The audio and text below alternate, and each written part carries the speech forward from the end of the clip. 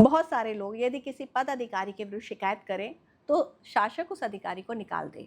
यदि कोई सचिव एक बार अन्याय करे तो उसे एकांत में बुलाकर डांट दे। और यदि कोई बार बार गलती या अपराध करे तो उसे सार्वजनिक रूप से अपमानित करके निकाल दे। लेकिन अन्यायी पद अधिकारी की धरती और धन दोनों जब्त कर ले। नमस्कार दोस्तों, हमारे आज के एपिसोड में आप सभी का स्वागत है। किसी भी राज्य संगठन की ताकत इस बात से नहीं मापी जाती कि उसका लीडर कितना शक्तिशाली है, बल्कि इससे मापी जाती है कि गलत काम करने वालों के लिए उसका न्याय कितना सख्त है। आज हम बात करेंगे जवाबदेही के उस अचूक नियम की जो भ्रष्ट अधिकारियों की रीढ़ तोड़ देता है। हमारे नीति शास्त्रों में प्रशासन को दुरुस्त करने का एक बहुत ही साफ फॉर्मूला दिया गया है।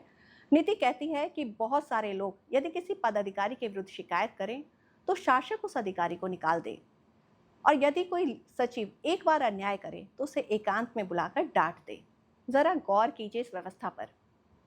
अगर जनता का एक बहुत बड़ा हिस्सा किसी अधिकारी के खिलाफ आवाज उठा रहा है तो शासक को बिना सोचे समझे उस पद से उसे हटा देना चाहिए, क्योंकि लोकतंत्र या प्रजातंत्र में जनता की आवाज ही सबसे बड़ी अदालत है। लेकिन अगर किसी ऊंचे पद पर बैठे हुए व्यक्ति से पहली बार कोई चूक या अन्याय होता है तो उसे सुधरने का एक मौका अवश्य मिलना चाहिए। उसे एकांत में बुलाकर सख्त हिदायत और दंड दिया जाना चाहिए, ताकि उसका आत्मसम्मान भी बना रहे और उसे अपनी गलती का एहसास भी हो। लेकिन कहानी यहीं खत्म नहीं होती।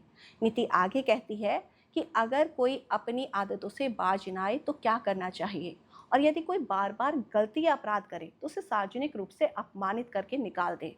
जी हाँ, जो व्यक्ति बार बार अपराध करता है वह सिस्टम के लिए नासूर बन जाता है। उसे सिर्फ नौकरी या पद से हटा देना काफ़ी नहीं है, उसे समाज के सामने बेनकाब करना बहुत ज़रूरी है। उसे सार्वजनिक रूप से अपमानित करके बाहर का रास्ता दिखाना भी चाहिए, ताकि दूसरों के मन में डर पैदा हो और कोई दोबारा ऐसा दुस्साहस ना कर सके। और इस नीति का सबसे बड़ा प्रहार आता है आखिरी लाइन में, लेकिन अन्यायी पदाधिकारी की धरती और धन दोनों जब्त कर लें। कितना सटीक और दूरदर्शी विचार है ये। जो अधिकारी जनता को लूट कर अन्याय करके अपनी तिजोरियां और अपनी ज़मीनें जायदाद बनाते हैं, उनसे सिर्फ उनका पद छीनना काफ़ी नहीं है। उनके पाप की कमाई, उनका धन, उनकी धरती, सब कुछ छीना जाना चाहिए। जब तक आर्थिक रूप से कमर नहीं तोड़ी जाएगी तब तक भ्रष्टाचार का खात्मा नहीं हो सकता। सोचिए, आज के समय में भी अपराधियों और भ्रष्ट अधिकारियों के साथ ऐसा ही सलूक होने लगे तो क्या कोई आम आदमी का हक मानने की हिम्मत करेगा? अपने विचार कमेंट्स में ज़रूर साझा करें। सुनते रहिए। नमस्कार।